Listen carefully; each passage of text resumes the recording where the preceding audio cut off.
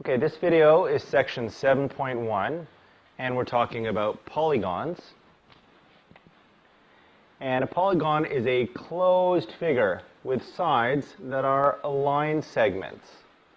So here is a line segment, here is a line segment. These are all line segments. They're parts of a line. A line technically would keep going on forever in either direction.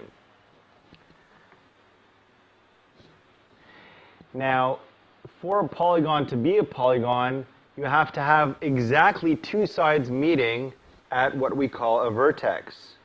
So, in this case, we have a polygon right here because there are two sides meeting at every vertex. A vertex is where two sides meet. These are all vertices.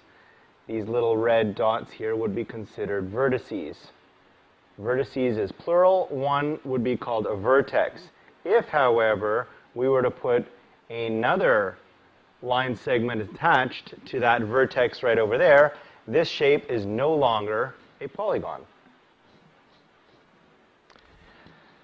And the sides intersect only at the vertices. That means they don't intersect anywhere else. So for example, if we had this shape here, which is a polygon, and then we had this line segment coming out of a location that is not a vertex.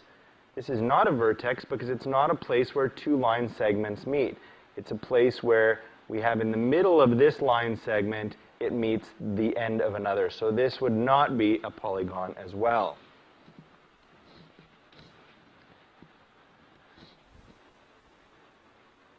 Let's see what we have here hiding underneath this. So this figure is a polygon. It fits all of the rules. We have two sides meeting at each of these vertices. So all these little dots here are vertices. And we have two line segments meeting at each. And they're intersecting only at vertices, and there's only line segments. So this one definitely works. These figures, however, are not polygons. A circle is not, because it's not using line segments. This one, because here we have two line segments that don't meet. There have to be two endpoints of the line segments have to meet and touch. This one doesn't work. Why not? Well, at these four vertices, we're looking good because we have two line segments touching each. But here in the middle, even though it looks like two straight lines, that's really a vertex, and I'll do it in green.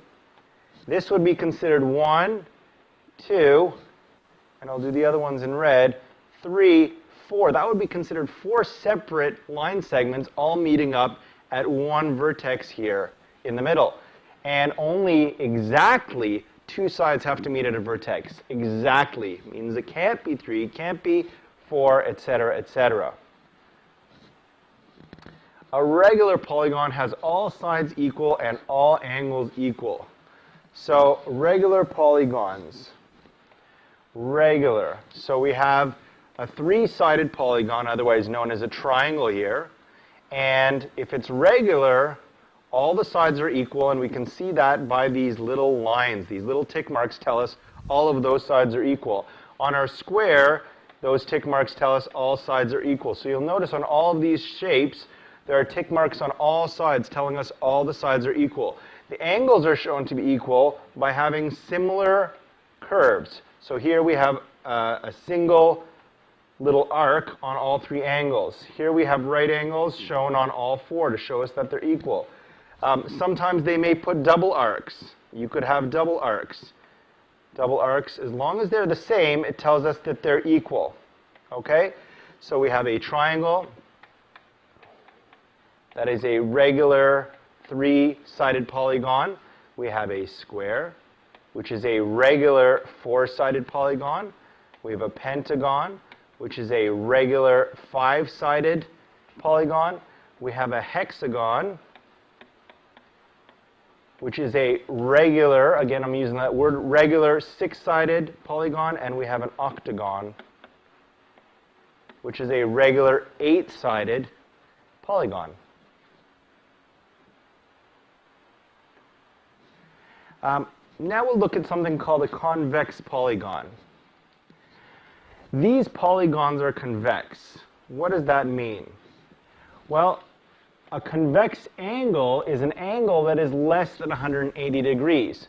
So a convex polygon has all of their angles. So this triangle here with 3 different angles, all of these angles are less than 90 degrees. All of the angles here are less than 180 degrees. If one of these angles was greater than 180 degrees, it would then be the concave polygon, which we'll look at in a minute. Now remember, this is 90 degrees here. Whoops, lost my pen. This is 90. A straight line is a 180 degree angle. And then larger than that would be then greater than 180 degrees. And I can show that here when we look at the concave polygon. So let's take a look at the concave polygons. So these are concave polygons. And let's take a look because this can be a little tricky. The angle that is greater than 180 degrees, I'm going to draw them here. These are the 3 angles here. It's a little tricky. So basically, if you imagine that this line here continues, that would be 180 degrees right here. This part, this first part, and then we're adding this extra part here, so it's greater than 180 degrees. If I use my little protractor here, my circular one, I can see there's 90 degrees, there's 180, now this is larger. Let's pop off a 210 degree angle. There's a 210 degree angle, and now I can make a triangle on there, or some kind of polygon. Doesn't matter, actually, how many lines I make.